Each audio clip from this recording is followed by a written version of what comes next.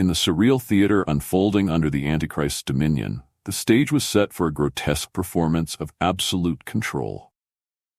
Old order had been replaced by a regime without limits, an empire of terror and oppression where every movement was monitored, every word was a potential betrayal.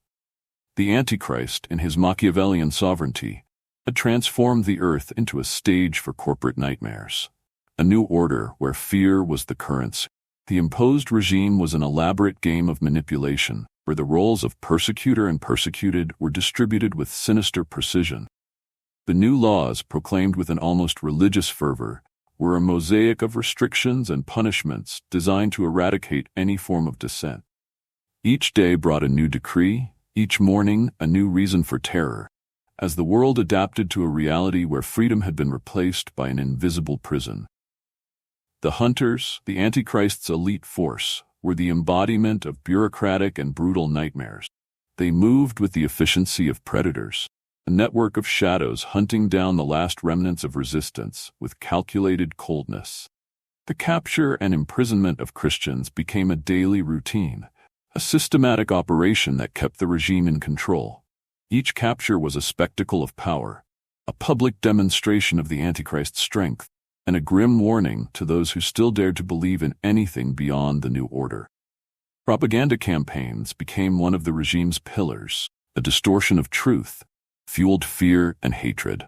The Antichrist, with almost artistic mastery, used the media to create an environment of paranoia where anyone could be a traitor. Rhetoric was a mix of explicit threats and subtle insinuation, psychological manipulation that ensured the population turned against any form of resistance. As the repression became increasingly brutal, Christians were forced to hide, to operate in the shadows to preserve their existence.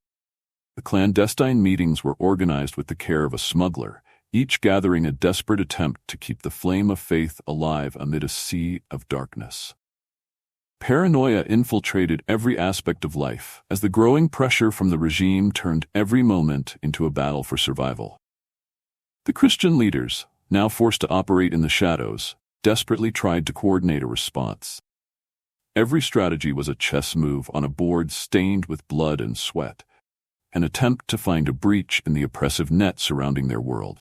But even the most well-planned operations were subject to the regime's unpredictability and cruelty. The Antichrist, with his enigmatic smile and omnipresent presence, held the reins of power firmly in his hand. Every action he took was a piece in a dark game of control and subjugation. The regime was not just an institution of oppression. It was a living entity, a malignant organism that fed on fear and submission. In this new world, freedom was a distant memory, a shadow of what once was. The Antichrist regime had transformed reality into a battlefield where survival was a matter of luck and cunning. At every corner, in every shadow, fear and hope intertwined in a deadly game, as Christians fought to keep their faith alive amid the chaos that had become their new reality.